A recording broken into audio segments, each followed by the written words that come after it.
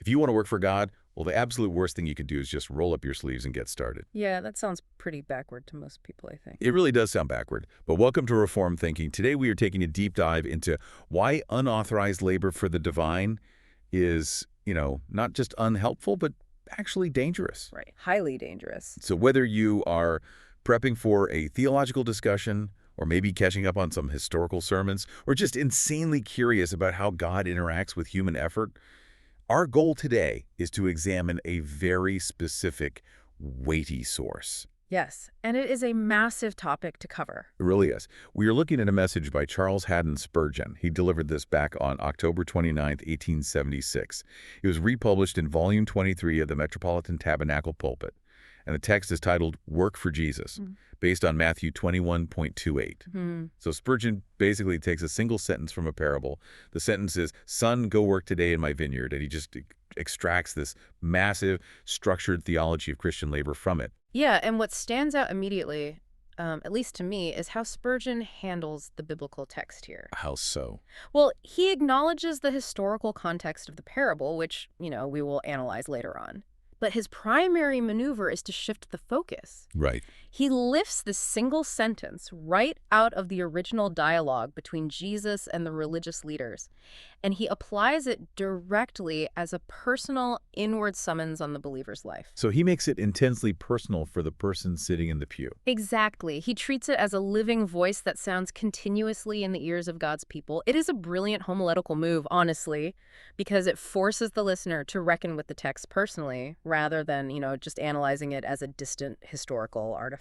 Yeah, if you are listening to this and expecting a standard, sign up for the nursery speech to get more volunteers in the church building, you will be very surprised. You definitely will be. Because this is a theology of action rooted entirely in what God has already accomplished. Wow.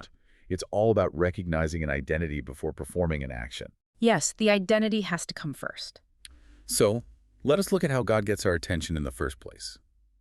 Spurgeon argues that God speaks in multiple ways. He does. He says we have the open revelation. That is the precepts, the promises, the statutes written in the Bible. But he also focuses heavily on these personal, inward whispers, or even thunders to the conscience. Right. It is the difference between a general public service announcement and a personalized, certified letter arriving at your front door. I like that analogy. A certified letter demands a signature. You can't just ignore it like a billboard on the highway. Exactly. And this brings us straight into the mechanics of the effectual call. Which is a huge concept. It is. God does not just broadcast an open invitation out into the universe, hoping a few well-meaning people decide to tune in. The open revelation, the general call, is out there for everyone to hear. But human nature is fundamentally resistant to that open call, isn't it? Oh, entirely. The will is bound up in its own rebellion. It is deaf to the spiritual reality of the law. So the effectual call has to operate differently. It does. It is targeted and irresistible. God actively opens the ear and seals the instruction inside the mind. And Spurgeon points to some really vivid biblical examples to illustrate the mechanics of this, doesn't he? He does. He talks about God calling Samuel, Samuel in the middle of the night. Right, the boy Samuel in the temple. Yeah, until the child finally understood who was speaking and answered.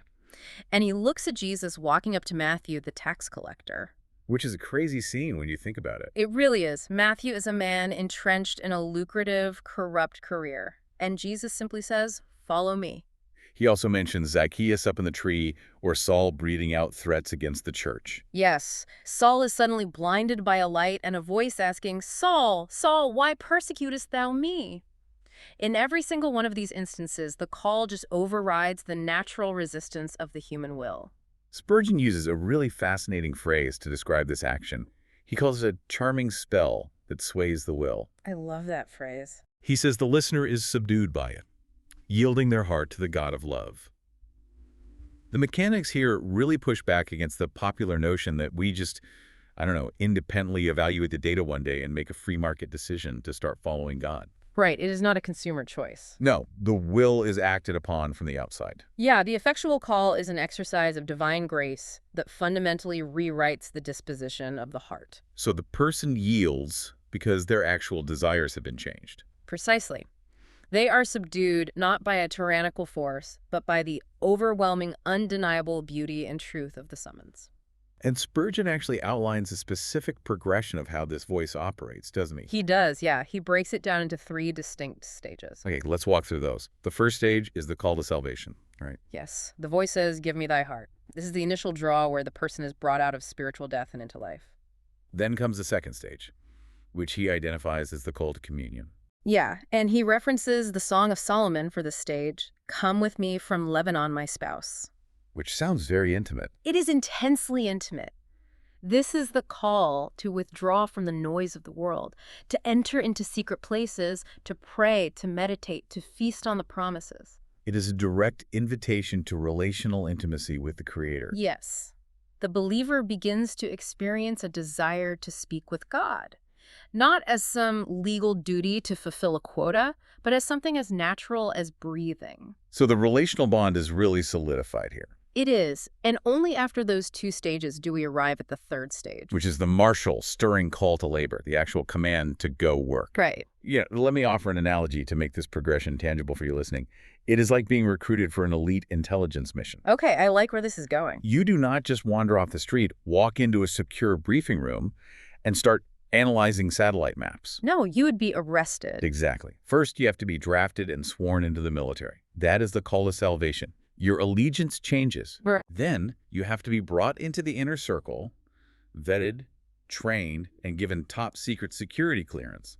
So you actually understand the commander's mind and the overarching strategy. And that is the call to communion. Yes. Only after those 2 things happen are you handed your specific field assignment, the actual work. That makes a lot of sense. But it raises a question.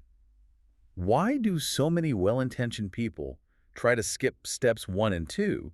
Why do they rush past the draft and the security clearance and jump straight into the field work? Well, I think people bypass those early stages because human nature just craves visible validation. We want to see results. We do. Labor is measurable. You can count the number of hours you spend at a soup kitchen, you can count the number of chairs you set up for Sunday service, or the funds you raise for a charity. Right. It is very quantifiable. But salvation and communion, on the other hand, are internal realities. They are invisible to the outside observer. So we prefer to justify our existence through our tangible output. Yes, exactly. But Spurgeon establishes a sequence that simply cannot be broken or rearranged. So what happens if you try? If you attempt the heavy lifting of the 3rd stage without the fundamental heart change of the 1st stage and without the sustaining intimacy of the 2nd stage, you are operating entirely on your own natural strength. And natural strength runs out. Quickly. That leads to a very predictable cycle of legalism, resentment, and eventual exhaustion. You cannot sustain spiritual labor on natural fuel. That concept flows directly into a discussion about who is actually authorized to do the labor in the first place. It really does. Because the entire framework of Spurgeon's argument hinges on a single word at the very beginning of the sentence, and that word is son. Son, go work. He places immense theological weight on this specific noun. He does, because the command is not, servant, go and work for thy wages. The distinction between son and servant is really the central hinge upon which the theology of this whole sermon turns. Let's unpack that. Well, if the command was, servant, go and work for thy wages, we would be operating under a covenant of works. A servant works to earn a living. The relationship is strictly transactional and conditional. I give you my physical labor, you give me my financial compensation. And if the servant messes up? If I fail to meet my quota, or if I make a massive mistake, the contract is terminated and I'm cast out. But the command is, son, go work, because you are saved. This introduces the covenant of grace. It completely flips the paradigm. We need to break down the psychological gravity of those 2 covenants for a minute. The human default is absolutely to seek out a covenant of works. Oh, without a doubt. We want a clear checklist. If I perform these 3 good deeds, God owes me a peaceful life. It gives us a sense of control over our destiny. It is safe. It is predictable. Yes, but the covenant of grace strips us of that control. It places the foundation of the relationship entirely on God's unmerited favor. We do not labor to earn life. We labor from a place of already possessing life. That is huge. We do not obey in order to convince God to adopt us. We obey because the adoption papers are already signed in blood. The motivation for the action is completely inverted. You are not striving to secure your position in the family. Your position in the family is the secure bedrock from which you strive. And Spurgeon roots this completely in God's sovereign action, right? He does. He points to three massive theological realities: election, adoption, and regeneration. Let's talk about election first. Election means God chose to love us when we were still aliens and active enemies of his kingdom. We possess no inherent value, no sparkling potential that obligated God to draft us. And adoption. Adoption means God legally transferred us into his household. He granted us all the legal rights, privileges, and inheritance of true children. And the third one, regeneration. Regeneration is the inward mechanical change of that new status. It is being begotten again by incorruptible seed, receiving a new nature that actually desires to please the Father. So when you read the word son in this text, you are supposed to immediately recognize those three divine actions. Yes, you were chosen, you were legally adopted, and your internal hardware was regenerated. Spurgeon illustrates this tension brilliantly by looking at the story of the prodigal son. Oh, I love his take on this. Yeah, when the prodigal son realizes he is starving in the pig pen, he plans his return journey. But he has a very specific speech prepared in his head. He does. He plans to say, "Make me as one of thy hired servants." He is actively trying to negotiate a new covenant of works. Spurgeon notes the tragedy of that specific request. He calls it an unevangelical prayer. There's a great term for it. Because the prodigal son feels the weight of his guilt, and he just assumes he has permanently forfeited his sonship.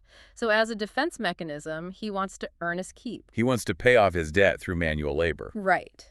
But the father completely rejects that proposition. He does not even allow the son to finish his rehearsed speech about being a hired servant. He cuts him off. He does. He receives him exclusively as a son, immediately calling for the best robe, the ring for his finger, and shoes for his feet. God will not negotiate a covenant of works with his children. He will not accept you as an employee. Think about a family business analogy here to see how this changes the daily reality of the work. Okay. If you are a hired hand working on a farm for an hourly paycheck, you clock out at 5 o'clock. Right. Your day is done. Exactly. If a tractor breaks down at 6 o'clock, that is the owner's problem. You do the absolute minimum required to keep your job and get your money. That is just the nature of employment. But if you are the heir to the farm, you own the outcome. You care about the soil, the equipment, and the harvest because the vineyard belongs to your father and therefore it belongs to you. That is a total shift in perspective. So how does viewing ourselves as heirs rather than employees completely alter the way we process spiritual burnout? It alters everything about how we process fatigue, disappointment, and lack of immediate results. Because an employee burns out the moment the compensation no longer justifies the physical or emotional effort, right? Exactly. The transaction fails. But an heir, well, they will certainly experience physical fatigue, but their spirit is sustained by the reality of ownership and familial love. The motivation is entirely different. It is. When you labor from a place of sonship, the work functions as an expression of gratitude for the inheritance you already possess. You are not trying to pay off an infinite debt with finite labor. You are managing your own estate alongside your father. Spurgeon calls this the filial instinct. Yes. It prompts a quick, willing response to the father's requests. You want the vineyard to thrive simply because of whose it is. Being a son also provides the exact qualification needed to actually perform the labor in the first place. How so? Well, Spurgeon points out that a vineyard owner's child naturally knows something about vineyards. They have grown up watching their father. Oh, that makes sense. Yeah, they understand the rhythm of the seasons, the necessity of pruning, the joy of the harvest. They have absorbed the knowledge just by proximity. And this establishes a critical rule for ministry within the text. Right. Spurgeon is adamant that only the saved can save others. He uses the phrase, "Won souls win souls." Which sounds simple, but it carries a lot of weight. It really does. The primary qualification for the work is not an advanced academic degree in theology or exceptional public speaking skills. It is the first-hand experience of having been rescued by the owner of the vineyard. He issues a very stark warning to the listener at this point. He says it is a dreadful thing to try to save others while you yourself are lost, or to preach a Christ you have never trusted. It is a terrifying thought. Imagine trying to explain the quenching relief of water to someone dying of thirst in a desert when you have never taken a sip yourself. That would be absurd. Right. You might have the entire chemical formula of H2O memorized. You can describe its molecular structure perfectly, but you have no actual knowledge of what it does to a parched throat. To preach a gospel you have not experienced is worse than ineffective. It is hypocritical and spiritually dangerous for both the speaker and the hearer. You cannot impart a life you do not possess. No, you cannot. But for those who do possess that life, Spurgeon introduces a fascinating, almost shocking element regarding the nature of this qualification. Oh yes, this part is amazing. He suggests that angels might actually envy believers for the specific work they are given to do. When I read that, it caused a double take. We almost universally view angels as vastly superior beings. We do. They are powerful, sinless, entirely obedient, dwelling continually in the unfiltered presence of God. But Spurgeon flips the script completely. He really brings them down to earth, in a sense. He does. He points out that glorified spirits and massive fiery angels cannot walk down a blind alley or climb up a rickety staircase to speak a word of comfort to a dying woman. Right. A seraphim cannot sit in a circle of folding chairs in a Sunday school class and teach a little child about the Good Shepherd. It levels the spiritual playing field in a staggering way. Spurgeon applies the theology of Hebrews 1.5, unto which of the angels said he at any time, "Thou art my son." That is a great text to bring in. Yeah, angels are powerful messengers. They are ministering spirits who act on God's command. But they are not adopted children who have been redeemed by the blood of the Lamb. They do not possess the title of son. But why would God bypass perfect, efficient beings like Gabriel to use flawed, stumbling people for this labor? That is the big question. If the goal is simply to get the job done quickly and accurately, well, Gabriel seems like the logical choice. He would not get tired. He would not suffer a crisis of faith. He would not accidentally phrase the gospel incorrectly. He would just deliver the message flawlessly. God bypasses Gabriel because the medium is part of the message. Say more about that. Angels only know perfect obedience. They have absolutely no experiential knowledge of redemption. An angel cannot look at a broken, sinful human being and say, "I was exactly where you are, trapped in the exact same rebellion, and God reached down and rescued me." Because they have never rebelled or been rescued. Exactly. An angel cannot testify to the visceral experience of receiving unmerited mercy. Only a rescued child can effectively articulate the grace of the Father to another lost child. The flaw in the human messenger is the very canvas upon which the grace is painted. Yes. It proves that God's mercy actually reaches down into the dirt. We are granted the privilege to minister in ways that perfect saints above and holy angels cannot, precisely because our past brokenness qualifies us to speak of healing. That sets the stage perfectly for the actual nature of the labor commanded by the phrase, "go work." It does. Spurgeon is exceptionally clear here. The command is practical, tangible, and real. It is go work. It is not go think. Right. It is not sit and speculate. It is not make curious theological experiments or fetch out new novel doctrines. He even explicitly notes that the command is not go attend conferences. Spurgeon offers a very sharp, incisive critique of what he calls planners. And the planners. Yes. These are individuals who spend their entire lives mapping out grand, sweeping schemes for converting the entire world, but they never actually cross the street to speak to a single neighbor. They live in their own heads. They reside entirely in the realm of theological abstraction. They draft endless blueprints for the vineyard but refuse to touch the soil. He calls out a very specific behavior pattern among these planners, too. He notes that those who harbor a distaste for actual sweaty labor often expend their energy criticizing the mistakes of those who are actively working. It is so common.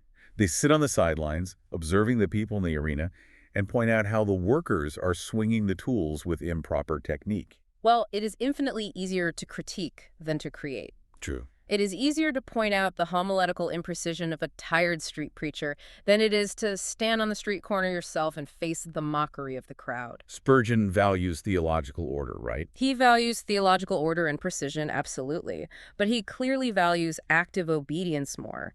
Theoretical purity becomes an idol when it paralyzes action. He shares a brilliant historical anecdote about Andrew Fuller to drive this point home. That is a great story. Fuller was a prominent theologian, and he received a very severe, condescending lecture from some Scottish brethren regarding his church's discipline. They essentially told him that their theoretical model of discipline in ecclesiology was vastly superior to his.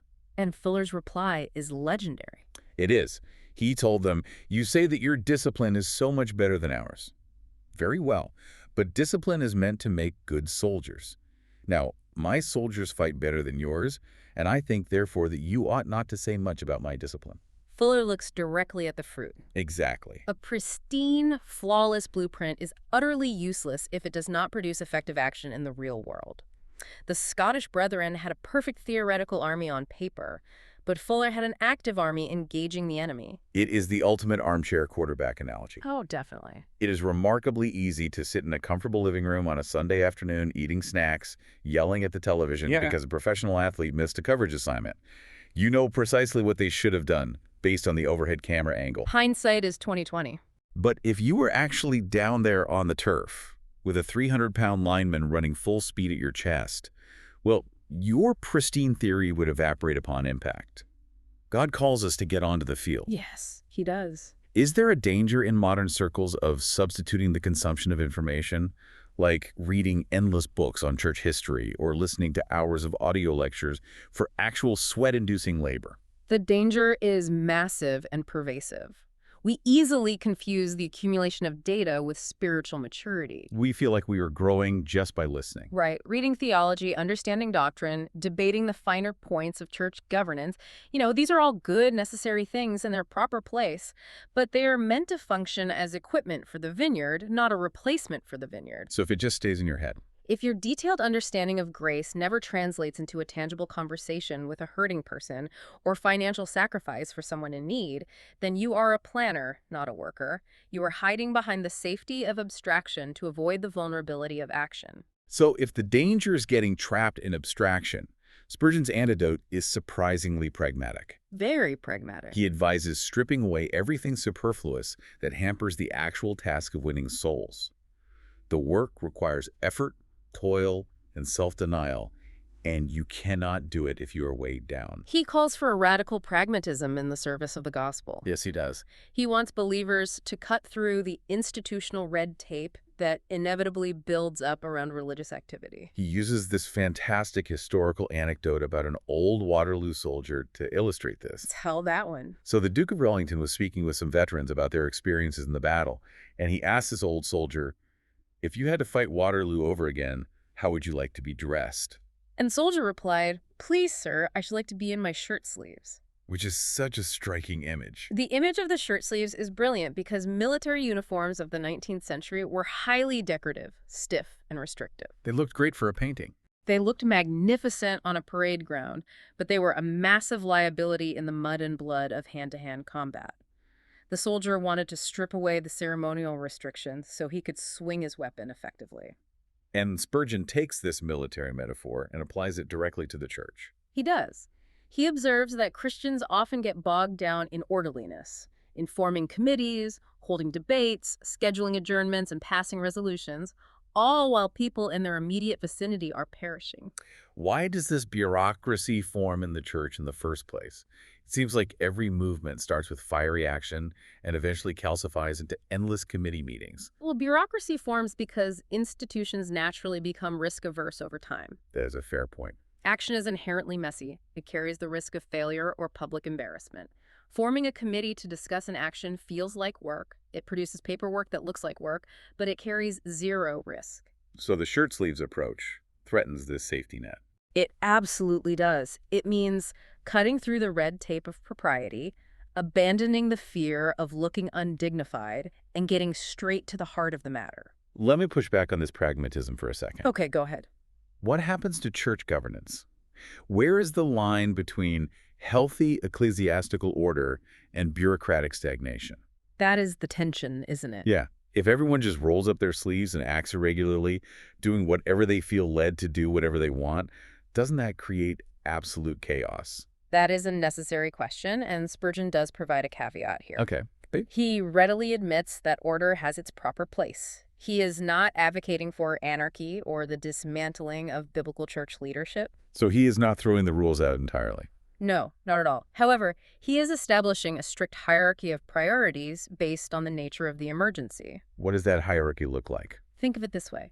When a house is actively engulfed in flames, you do not pause to form a committee to discuss the aesthetic design of the water buckets. No, you would just grab a bucket. You do not hold a democratic vote on the most efficient way to form a bucket line. You grab whatever holds water, regardless of its shape or color, and you throw it on the fire. The urgency dictates the action. Yes, the sheer urgency of the situation dictates a temporary suspension of normal protocol. Spurgeon argues that the spiritual state of the world is a burning house. So if we are waiting around for permission, If you are waiting for the perfect committee structure to approve your desire to share the gospel with your coworker, you have fundamentally misunderstood the urgency of the call. wow. The shirt sleeves approach prioritizes the rescue over the rules of engagement, trusting that order can be restored once the fire is out. As he says, let the committee sit afterwards. That concept of a burning house brings us directly to the timing of the command. Today.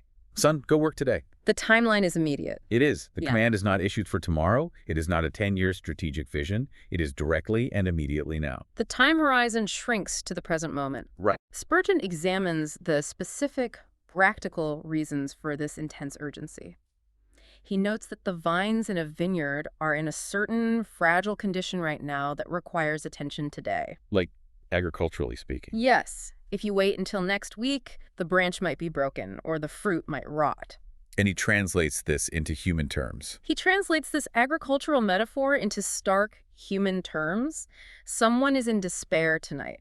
Someone is actively struggling against their conscience tonight. Someone is standing on the precipice of a life-destroying sin tonight. If you delay your obedience, the window of opportunity closes. It does. The friend you meant to call, the neighbor you meant to check on, their crisis is happening in the present tense. Spurgeon references the historical legend of Horatius keeping the bridge to highlight this. That is a classic story. It is. Horatius Cockles was a Roman soldier who defended a narrow bridge across the Tiber River against an entire attacking Etruscan army, holding them off just long enough for the Romans to destroy the bridge behind him and save the city. It was all about timing. Exactly. The entire success of his brave deed owed everything to its timing. If he had waited 5 minutes to hold a strategic planning session, Rome would have been sacked. A gap was there, and he stood in it at the exact right second. There is a gap right now in the lives of the people around you, and you are called to stand in it today. Furthermore, Spurgeon expands this concept of today beyond a literal 24-hour period. How does he expand it? Today represents the entirety of one's earthly life. It is the daylight of your mortal existence. Jesus said, "Night cometh when no man can work." So it is a lifelong mandate. While your lungs still draw breath, you are living in the today of your calling. The mandate does not expire until you do. We see this beautifully illustrated in the anecdote of John Newton. John Newton is such a great example. Most people recognize Newton as the author of the hymn Amazing Grace, the former slave ship captain who routinely referred to himself as the old African blasphemer. Well, when he reached an advanced age and became incredibly feeble, his physical strength failed him. He could not even walk up the pulpit stairs of his church in London under his own power. He had to be physically carried up by assistants. That is real dedication. A well-meaning friend suggested to him that given his frailty, perhaps it was time to finally stop preaching. And what did he say? Newton's reply was defiant. He said, "What? Shall the old African blasphemer ever give up praising the grace of God as long as there is breath in his body? Never." He absolutely refused to yield. It is a staggering display of perseverance. It really is. Newton understood a fundamental theological truth. His today lasted exactly as long as his lungs could take in air. This radically confronts our modern sensibilities about labor, comfort, and the concept of retirement. It really does. It makes me question the entire cultural expectation of retiring from ministry or spiritual labor. We treat it like any other career. We do. But Spurgeon looks at the natural order to make his point. The sun does not take a day off from shining. The moon does not suddenly decide it has glowed long enough and needs a few years of rest. Right. The earth does not stop yielding harvests. If the natural order continually fulfills its created purpose without cessation, can a Christian ever truly retire from spiritual labor? Well, we might retire from a specific vocational role or a salaried position. Sure, practically speaking. You might step down from being a senior pastor or the head of a ministry department because your physical strength wanes. And Spurgeon acknowledges that is sometimes necessary and wise. But the labor itself doesn't stop. No. Your core identity as a worker in the vineyard has no expiration date. Your sphere of labor might shrink from a congregation of thousands to the nurses taking care of you in a hospital ward. That is a beautiful way to look at it. But the labor itself, The speaking of grace, the demonstration of patience, the prayerful intercession for others continues unabated until the today of this life is over. The vocation shifts, but the identity remains static. This intense urgency is matched by the profound convenience of the location. What do you mean by convenience? Well, this moves our discussion to the final phrase of the verse, in my vineyard. Son, go work today in my vineyard. Working in the Father's vineyard is a joy because it belongs to Him, and as heirs, it belongs to us. Spurgeon touches on the rewards of the vineyard, noting that workers get to eat the juicy grapes and share in the joy of the vintage. There are perks to the job. There is a reciprocal, sustaining blessing built into the labor. But his most crucial point regarding the vineyard concerns its locality. Yes, the geography of the calling. God does not command you to take a ship to Tarshish or Ophir. You do not have to buy an international plane ticket to find the vineyard. No, it is located right outside your back door. It is your physical street. It is your house. It is your very chamber. Human nature loves to romanticize the calling, though. Oh, we love a good narrative. We construct this narrative that real, authentic spiritual labor only happens on foreign soil, in jungles, or on massive public stages. But Spurgeon grounds the calling in the immediate geographic and social reality of the listener. The people right next to you. The specific people God has placed in your immediate proximity constitute your assigned section of the vineyard. He shares the story of a young gentleman who loved the game of cricket. That is a fun anecdote. He was a believer, full of earnestness and energy, but he was spending all his time on worldly recreation. He was not doing anything grossly immoral or scandalous. He was just wasting his talent on a game. We're just wasting time. Upon hearing this specific call to labor, he went home and simply started preaching in the street of his own city.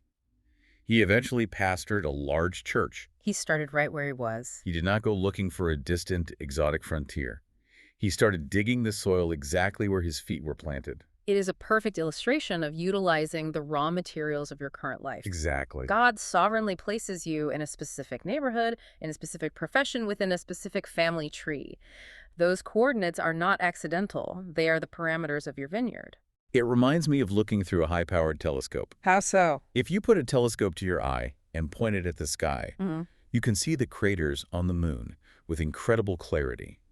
But because your vision is so intensely focused on an object hundreds of thousands of miles away, you become completely blind to your immediate surroundings. You lose your peripheral vision. Yes, you end up tripping over the coffee table right in front of you.